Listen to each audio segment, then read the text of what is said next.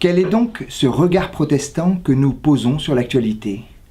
En quoi ce que vous allez lire dans Réforme cette semaine, à propos du regard posé sur la pauvreté par le plan gouvernemental, par exemple, ou encore sur le vieillissement de nos anciens, sera spécifiquement protestant? Et par quel phénomène ce regard, qui se revendique protestant, serait porteur d'une spécificité, d'une originalité qui le rendrait pertinent en soi? Vous en serez les seuls juges à la lecture de Réforme. Mais revenant de l'Assemblée du désert à m'y-aller, et après avoir visité incognito quelques temples parisiens ouverts ce week-end pour les journées du patrimoine, la question de ce patrimoine protestant s'impose.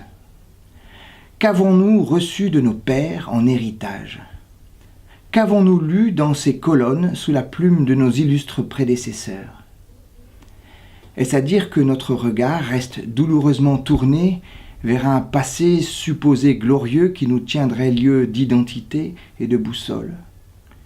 Il me semble bien au contraire que ce patrimoine fonctionne d'autant plus qu'il n'est ni réfléchi ni calculé.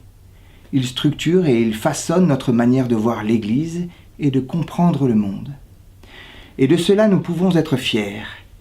Fiers de cette entreprise de démystification systématique des logiques souterraines, des motivations cachées qui traversent l'actualité.